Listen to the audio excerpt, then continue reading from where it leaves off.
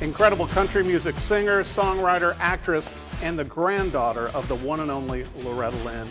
Tayla Lynn, it's so good to have you on the show. Thank you so much for having me. I feel like we've been trying to do this for a while, especially since you and Twitty, have been out doing your show since what, 2018? Yeah, we became a duo in 2018. Twitty and Lynn. Yes. So, but now we got to talk about this brand new album, which I love so many of the tracks on here, and I'll tell you my favorite once we get going, but Singin Loretta. Yep. And came out the end of May, and you worked with Tracy Pitcox to bring this out. I love Tracy Pitcox, Heart of Texas Records. We recorded the first one out there. I think it was called Singin' Me Marsh. I can't even remember the name of it, but she helped me pick out the songs for that one herself, and so we did that, and she sang on that record with me along with my aunt, Patsy, her daughter, and then this one, I just picked out ones that really reminded me of her, were some of my favorites I saw her sing live or that were on the movie Coal Miner's Daughter that I just was obsessed with. And I love Tracy. They, Meemaw and Tracy were great friends, and she said, Tracy will do a good record on you, and he hasn't let me down. I love him so much. Well, and I've got to say, listening to this new album, and I've listened to your past songs and your past albums and everything, Tayla,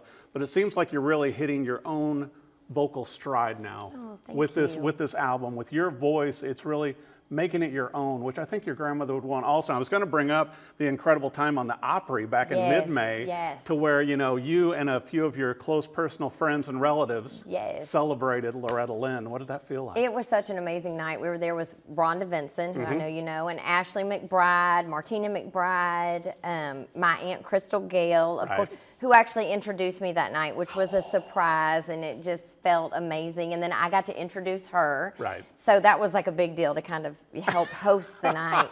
And my cousin, Emmy Russell, and we just had an amazing night, and it was sold out. And, the first time I ever played the Opry, Meemaw was still with us, and it was her 90th birthday, and she dressed me up and sent me on my way, and I got to come home and tell her about it. And she said, they didn't tell anybody how old I was, did they? She still lived in that, that old school, you don't let anybody know how old you are. That was her main concern. I think some of my favorite pictures, though, were of you and Loretta together at different events and things like that, and you could tell, how much she relied on you. And certainly, you growing up, within the family and seeing, your grandma perform on stage and your dad. Yes. And then you started singing at such a young age as well. Yeah. Meemaw, after my grandfather passed away, I moved in with her into her house in Nashville. And she says that's when we became more like girlfriends instead of just grandmother and granddaughter. And she'd have me get her a T-bone steak from Rotier's. I love doing Nashville because people know what, she said, just tell them it's for Loretta. And so I'd go over there and carry that T-bone steak across.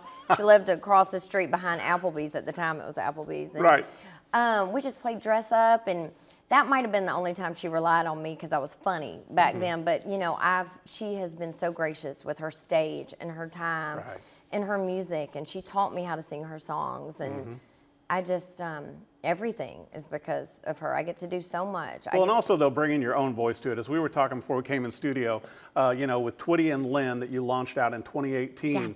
And you guys are doing 100 shows a year.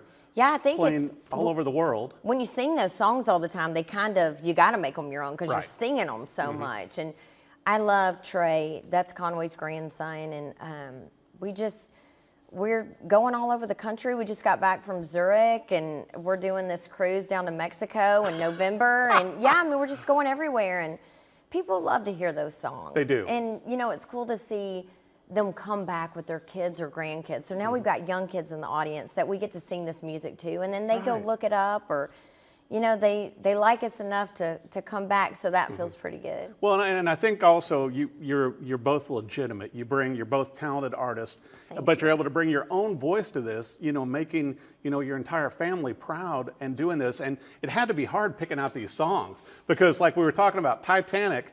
I love the way you did Titanic, where it just opens up with you singing a cappella and then the guitar comes underneath. But so many of these songs on here, when you listen to the lyrics, your grandmother was so far ahead of her time. Oh my gosh, she was. I mean, and she'll tell you, people asked her all the time, what's it like to be a part of this feminist movement? And I saw an interview not long ago that said, well, it wasn't like I was out there burning my dadgum bra. I needed the thing. And so she wasn't trying to be a part of the feminist movement. She said, I was just writing about what I knew about or writing about what the girls were going through that were coming to the shows. You know, she was just telling her truth. But it makes it so much more special, and also how honestly you sing it. You know, when I first became aware of you back when you were with Stealing Angels, Yes. which you guys were with RCA, the Yes. three of you, Yep. and everybody kind of branched out on their own. But it seems like with Twitty and Lynn, it seems like it's hitting a sweet spot with audiences. Yeah, I think, you know, we came together at the right time. I think that Conway and Loretta, people haven't heard that music together in a long time. You know, Right. I mean, Meemaw just passed, you know, so that she was on the road until she was 85 years old, you know, so she was Amazing. out there doing hers, and people have missed that Conway music. He I agree. passed in 93, and so long ago. they love Trey. They love that Hello Darling. They throw panties on the stage. Honey, they love it. Oh my And, gosh. you know, Trey is more of a businessman where I'm more of a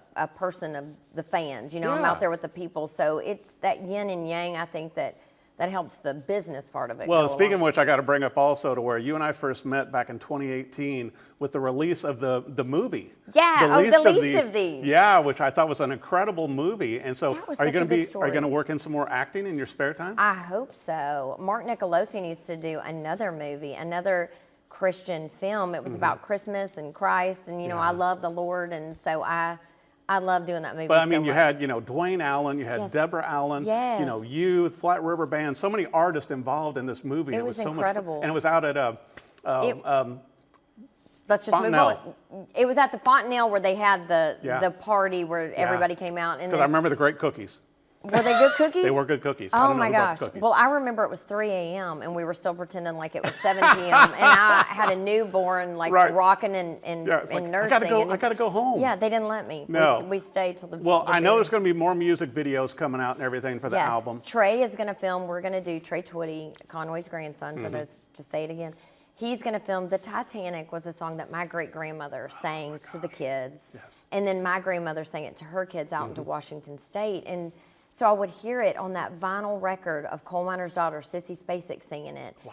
And so I just loved it. And I want to do something just out at the creek, doing the Titanic, and Trey's filming that. He's a great photographer and videographer. So I can't wait to see it. And I want to make sure for our viewers, Singin Loretta is out now, but also where's the best website-wise to come to the shows? The to get- tour schedule, that's easiest on Right. twittyandlynn.com. And then we're active on Twitty and Lynn social media, but I stay active every day. I love me some social media, honey. So you can find me any time of day. Just ask my husband, just on that social media, on Facebook, Tayla Lynn, Instagram.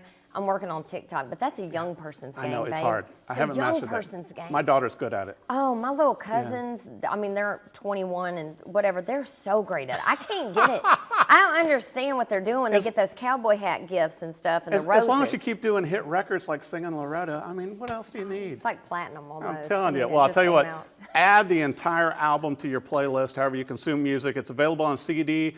I'm pushing for vinyl also. Vinyl is coming. And if you go to a live show, Yeah. you might even get one autographed. I don't- Singin Loretta, Tayla Lynn, so good to have Thank you you back so on much. Tayla. Thank Check you. it out.